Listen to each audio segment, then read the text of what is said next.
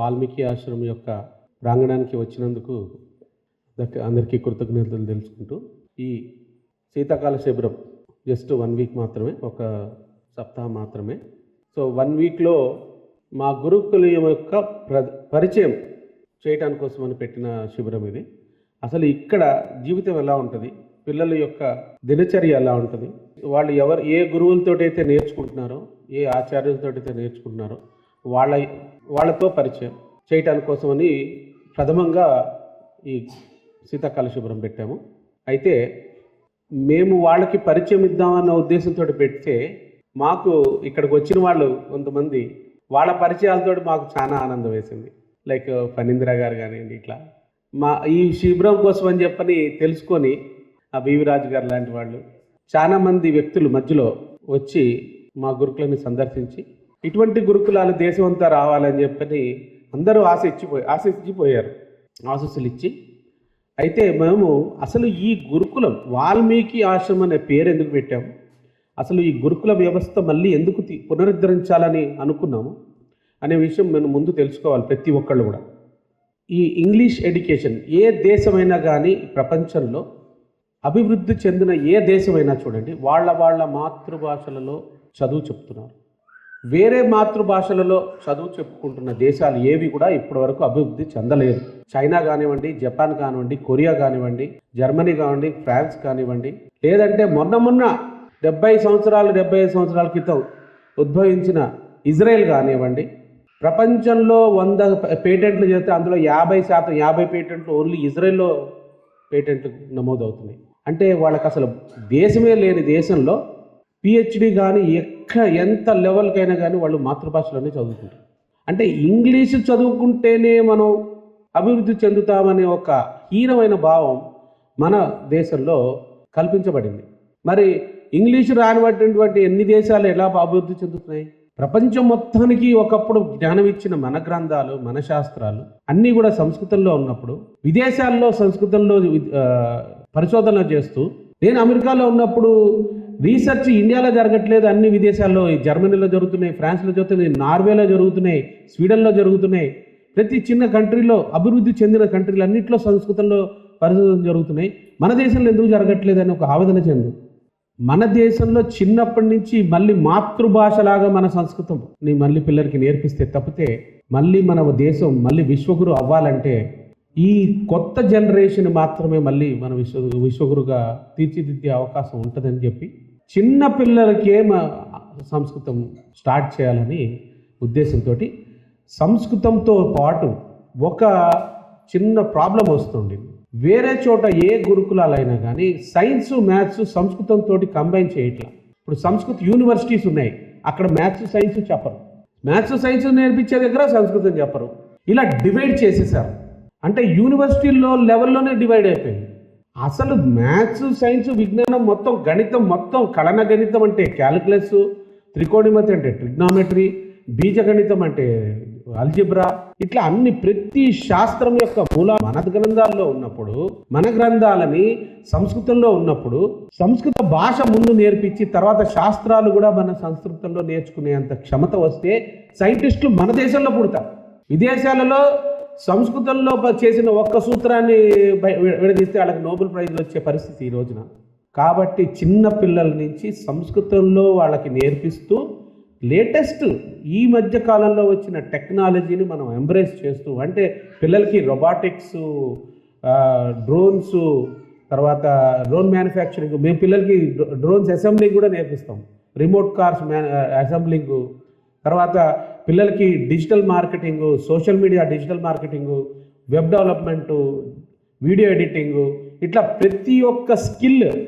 అంటే గురుకులం అంటే వేద పాఠశాలలని ఒక అపోహ ఉంది. వేద పాఠశాలలు వేరు, మనం పోగొట్టుకున్న బ్రిటిష్ వాళ్ళు తీసేసిన గురుకులాలన్నీ స్కిల్ బేస్డ్, అంటే 64 కళలు నేర్పించే గురుకులాలు మనం పోగొట్టుకున్నాం. అవి ఉన్నంతసేపు మనం విశ్వగురువుగా ఉన్నాం ఈ దేశంలో. ఎప్పుడైతే మన స్కిల్స్ అంటే కుల వృత్తులని నాశనం చేసిన తర్వాత మాత్రమే మనం విశ్వగురు స్టేటస్ పోగొట్టుకున్నాం. అంటే ఫైనాన్షియల్గా కూడా ఆధ్యాత్మికత ఒకటే కాదు, మనము ఈ దేశము సిరి సంపదలతోటి ఉండటానికి మెయిన్ కారణము స్కిల్స్ అంటే అన్ని రకాల వృత్తులు, అన్ని రకాల పరికరాలు మన దేశంలో తయారయ్యేవి. ప్రపంచమంతా ఈ పరికరాలు అమ్మి మన దేశానికి బంగారం తీసుకొచ్చేవాళ్ళు బిజినెస్ పీపుల్, మనం వ్యాపారం చేసేవాళ్ళు.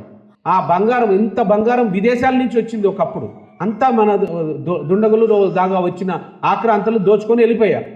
అయితే 190 సంవత్సరాలు 1757 నుంచి 1947 190 సంవత్సరాల్లో $140 ట్రిలియన్ బ్రిటిష్ వాళ్ళు దోచుకొని పోతే లాస్ట్ 75 ఇండిపెండెన్స్ వచ్చిన 75 ఇయర్స్లో సుమారుగా $300 ట్రిలియన్ దోచుకున్నారు.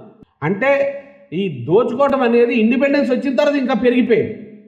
ఎందుకు అంటే ఈ హీనమైన భావంతో వచ్చిన చదువుకున్న మన అడ్మినిస్ట్రేషన్ స్టాఫ్ కానీ, డెసిషన్ మేకర్స్ కానీ, పొలిటీషియన్స్ కానీ, వీళ్ళు మన దేశానికి ఉపయోగపడే డెసిషన్స్ తీసుకోకపోవడం కారణంలో కొత్త జనరేషన్స్ కూడా అసలు మన దేశానికి ఏది ఇంపార్టెంట్ అని తెలియని పరిస్థితి, వాళ్ళు తీసుకునే డెసిషన్స్ తోటి మన దేశం ఎంతో మన వెల్త్ని వేరే దేశాలకి పంపించేస్తున్నాం. అంటే వాళ్ళు తయారు చేసిన వస్తువులు మనం కొనుక్కుంటూ, మనం తయారు చేయకుండా ఓన్లీ థియరీ బేస్డ్ స్కూల్స్, ఏ స్కిల్ లేని, ఎంతసేపు ఒక ట్రాన్స్లేటర్గా ఒక ఇంగ్లీష్ మాట్లాడే మనుషుల్లాగా తయారైతే ఏదో ఒక చిన్న చితకా ఉద్యోగాలు చేయగలుగుతుంది. మనమే సొంతంగా తయారు చేసి ప్రపంచం అంతా అమ్మితే మన దేశానికి ఎంత ఇన్కమ్ వస్తుంది? మనము ఇన్నోవేటర్స్ కావాలి, మన దేశం వాళ్ళు ఇన్నోవేటర్స్ కావాలి, సైంటిస్టులు కావాలి, మన వాళ్ళు దిక్సూచి చూపించే వరల్డ్ లీడర్స్ కావాలని అంటే శాస్త్రంతో పాటు శస్త్రంతో పాటు విజ్ఞానం అన్ని రకాల రంగాలలో నేర్పించే గురుకులాలు మళ్ళీ మనం పునఃస్థాపన చేయాలనే ఉద్దేశంతో వాల్మీకి ఆశ్రమం అనేది మేము పెట్టాం. ఇప్పుడు ఇక్కడ మేము దేశంలో రాబోయే గురుకులాల్లో ఏ విధమైన పఠన చేయాలి, ఏ విధమైన కరికులం చేయాలనే ఉద్దేశం మీద మేము ఇక్కడి నుంచి ఒక కరికులం కూడా డెవలప్ చేస్తున్నాం. రేపు ఫ్యూచర్లో ఎవరైనా గురుకులాలు పెట్టాలంటే దానికి ఒక టెంప్లెట్ కూడా మేము ఇక్కడ డెవలప్ చేస్తున్నాం. దీనితో పాటు అన్నిటికంటే ఈ గురుకులాలు రావాలంటే మేజర్ ప్రాబ్లం పేరెంట్స్కి సరైన అవగాహన లేకపోవటం. అంటే మొన్నటిదాకా అనుకోకుండా ఐటీలో జాబులు వచ్చినాయి, ఏ చదువు రాకపోయినా, ఏ స్కిల్ లేకపోయినా అమీర్పేటకి వెళ్ళి ఏదో కంప్యూటర్ ప్రోగ్రామింగ్ అవి ఇవి నేర్చుకొని ఉద్యోగాలు తెచ్చుకున్నారు. ఇప్పుడు ఐటీలో జాబులు లేవు, ఎవడు హైర్ చేయట్లా, వేరే విదేశాల్లో మాకు వద్దు మీరు అని చెప్పనని చేస్తున్నారు. ఇప్పుడు ఏ స్కిల్ లేని వాళ్ళు బయటకు వచ్చి ఏం చేస్తారు వీళ్ళు? అమీర్పేట లేదు ఇప్పుడు. సో ఇప్పుడు చాలా క్లిష్టమైన పరిస్థితుల్లోకి వెళ్తుంది ఈ దేశం. స్కిల్ లేని ఎడ్యుకేషన్ తోటి ఈ దేశం యువత అంతా అన్ఎంప్లాయిడ్ అయిపోతే అన్ని విదేశాల నుంచి తయారు చేసుకునే మనం కోరుకుంటే ఈ దేశం ఏం తయారు చేయాలి? మన దగ్గర ఉన్న డబ్బంతా విదేశాలకు వెళ్ళిపోతే ఈ దేశంలో ఉన్నవాడు ఖాళీగా, చదువుకున్న వాళ్ళందరూ ఖాళీగా కూర్చోవాల్సి వస్తుంది. అదే మనం వర్క్ చేసే కల్చర్, చిన్నప్పటి నుంచి హ్యాండ్స్ తోటి పనిచేసే కల్చర్ కూడా నేర్పించాలి పిల్లలకి. ఏదైనా కానీ టక మ్యానుఫ్యాక్చర్ చేయటం కానీ, ఏది తయారు చేయాలంటే వాళ్ళకి కావాల్సిన నాలెడ్జ్, స్కిల్స్, టెక్నాలజీ వాళ్ళకి పరిచయం చేయాలి. ఇండస్ట్రీ అనే పేరే భారతదేశం ఇండస్ట్రీ మీద పని వచ్చింది.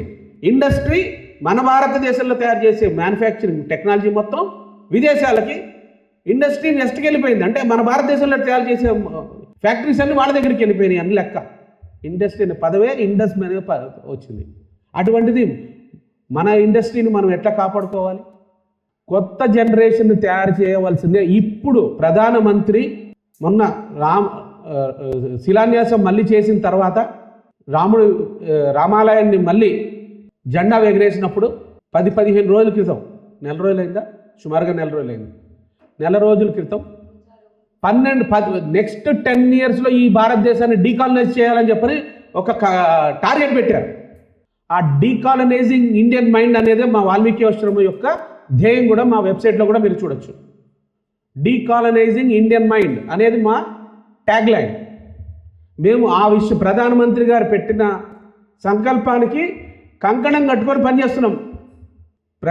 రేపు మీ పిల్లల యొక్క ఫ్యూచర్ ఉండాలి అని అంటే వాళ్ళు ఓన్లీ థియరీ ఒకటి నేర్చుకుంటే సరిపోదు. రేపు కొత్త పరికరాలు తయారు చేసే టెక్నాలజీని పిల్లలకి నేర్పించాలి.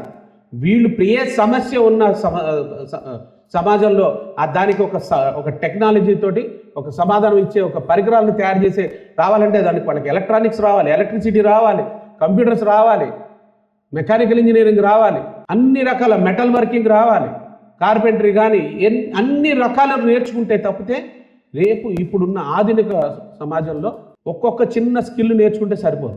ఇంటిగ్రేషన్ ఆఫ్ టెక్నాలజీస్ చేయటమే రావాలి. ఒకప్పుడు కార్పెంటరు చిన్న టేబుల్ తయారు చేయటమో ఇవి చేస్తే సరిపోయేది. ఇప్పుడు టేబుల్ పైకి అంటే పైకి వెళ్ళగాలి, కిందకి వెళ్ళగాలి. దాంట్లో ఏం కావాలి? మెకానిజంగా మెటల్స్ ఉంటాయి, ఎలక్ట్రానిక్స్ ఉంటాయి, సాఫ్ట్వేర్ ప్రోగ్రామింగ్ ఉంటుంది. ఇప్పుడు కాబోయే కార్పెంటర్కి ఓన్లీ చెక్క పని చేస్తే కుదరదు, టెక్నాలజీతో అనుసంధానం చేయాలి. మళ్ళీ కొత్త గురుకులాలు పురాతన మన శాస్త్రాలతో పాటు నేర్చుకుంటూ ఇప్పుడున్న ఆధునిక టెక్నాలజీని కూడా మనం నేర్పించే గురుకులాలు మనం తీసుకురావాలనే ఉద్దేశంతో పెట్టిద్దే వాల్మీకి ఇంటర్నేషనల్ గురుకులం. ఈ గురుకులంలో అన్ని రకాల వసతులు ఇక్కడికి వచ్చిన తర్వాత కానీ మీకు తెలియదు. కాబట్టి ప్రతి ఒక్కళ్ళు ఈ వీడియో మీ దగ్గరకు వచ్చినప్పుడు, ఈ ఇన్ఫర్మేషన్ మీ దగ్గరకు వచ్చినప్పుడు మీ భవిష్యత్తు కోసం, మీ పిల్లలు బాగుంటే మీ భవిష్యత్తు బాగుంటుంది. అయితే మేము ఏ కరికులం ఫాలో అవుతాము అని చెప్పారంటే అందరికీ క్వశ్చన్ మార్క్. మేము రెగ్యులర్ స్ట్రీమ్ సిబిఎస్ఈ ఐసిఎస్సి స్ట్రీమ్స్లో మేము ఉండం. ఆ స్ట్రీమ్స్లో ఉంటే వాళ్ళు నియమించిన బీఈడి చదువుకున్న టీచర్స్ తోటి మేము చదువులు చెప్పాలి. అలా చెప్తే పిల్లలకి టెక్నాలజీ నేర్పించలేం. కాబట్టి ఎన్ఐఓఎస్ అని national Institute of Open schooling అని దాంట్లో 104 వృత్తులు నేర్పించుకునే వొకేషనల్ నేర్పించుకునే అవకాశం ఉంది దాంట్లో. కాబట్టి ఆ కరికులంని మేము ఎంచుకున్నాం. National Institute of Open Schooling అది సెంట్రల్ గవర్నమెంట్ పెట్టిన బోర్డు, అన్ని రకాల అనుమతులు ఉన్న బోర్డు అది. దాంట్లో థియరిటికల్ ఎడ్యుకేషన్తో పాటు 104 వృత్తులు, అన్ని రకాల వృత్తులు దాంట్లో ఇంక్లూడ్ అయిపోయినాయి. సో మన వాల్మీకి ఆశ్రమానికి ఎన్ఐఎస్ సిలబస్కి చాలా వరకు మ్యాచ్ అవుతూ ఉంది. మేము దాంట్లో దానికంటే కూడా ఎక్కువ మేము నేర్పిస్తాం పిల్లలకి, అంటే లేటెస్ట్ నేర్పిస్తాం. సో ఎన్ఐఎస్ కరికులం ఎగ్జామ్స్ పిల్లలకి ప్రిపేర్ చేస్తాం మేము. ఇది లర్నింగ్ సెంటర్ మాత్రమే, ఎన్ఐఎస్ లర్నింగ్ సెంటర్.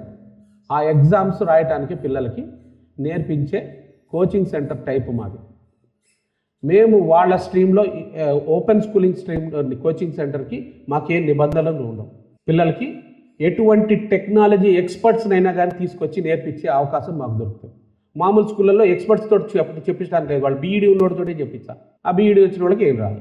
ఈ స్కూల్ సిస్టమ్ మొత్తం నిర్వీర్యం అయిపోయింది. ఏదో అందులోంచి వచ్చిన కొంతమంది బ్రైట్ పీపుల్ ఎవరన్నా వస్తే వాళ్ళని అమెరికా వాళ్ళు వీళ్ళు ఎత్తుకెళ్ళి వెళ్ళిపోతారు. ఈ దేశానికి ఎవ్వడు పనికి రాకుండా చేస్తున్నారు. ఈ చెత్త సిస్టంలోంచి వచ్చిన కొంతమంది బ్రైట్ స్టూడెంట్స్ వాళ్ళు ఎత్తుకెళ్ళిపోతారు. ఈ దేశానికి ఏ దేశంలో పుట్టిన మేధస్సు కూడా ఈ దేశానికి సంపద. అది మనకు కాకుండా చేయడానికి కోసమే ఇటువంటి అడ్డమైన చెత్త ఎడ్యుకేషన్ సిస్టమ్ మనకి ఇచ్చిపోయారు. సో ఈ విషయం తల్లిదండ్రులు తెలుసుకుంటే, గురువు దగ్గర వచ్చినప్పుడు ప్రతి ఒక్క చైల్డ్లో ఏదో ఒక ప్రతిభ ఉంటుంది. ఆ ప్రతిభని గుర్తించి వాళ్ళకి జీవనోపాధి కలిగించే వాళ్ళు జీవనోపాధి. అసలు ఇక్కడ మేము జీవనోపాధి ఒకరి దగ్గరికి వెళ్ళి ఉద్యోగం చేయడానికి కోసం మేము తయారు చేయము పిల్లల్ని. వాళ్ళు సొంతంగా బిజినెస్ చేసి 10 మందికి ఉద్యోగాలు ఇచ్చే మనస్తత్వాన్ని మేము తయారు చేస్తాం. దేశానికి దిక్సూచి చూపించే లీడర్షిప్ స్కిల్స్, అటువంటి పిల్లల్ని మేము తయారు చేయాలనేది మా కంకణం. సో ఇక్కడికి అందరూ ఇట్లాంటి మేము సమ్మర్ క్యాంప్, మళ్ళీ సమ్మర్లో ఏప్రిల్ లాస్ట్ వీక్ నుంచి 3 సమ్మర్ క్యాంపులు పెడతాము, 2 weeks. So next summer camps కూడా రావచ్చు. ఇదే కాకుండా వీకెండ్స్ కానీ వీక్ డేస్ కానీ ఎవరికైనా సెలవు ఉంటే పిల్లలతో పాటు వచ్చి 1 or 2 డేస్ ఇక్కడ ఉండి కావాలంటే వచ్చి మా గురుకులం యొక్క పరిచయం తీసుకోవచ్చు. ఇక్కడ భోజన వసతులు అన్నీ ఉంటాయి, ఉండటానికి ప్లేస్ ఉంటుంది. సో మీ పిల్లలకి రియల్ ఎడ్యుకేషన్ కావాలంటే వాల్మీకి ఆశ్రమం వెబ్సైట్కి వెళ్ళి valmiki.org వెబ్సైట్కి వెళ్ళి మీరు మిగతా వివరాలు తెలుసుకోవచ్చు. జై హింద్.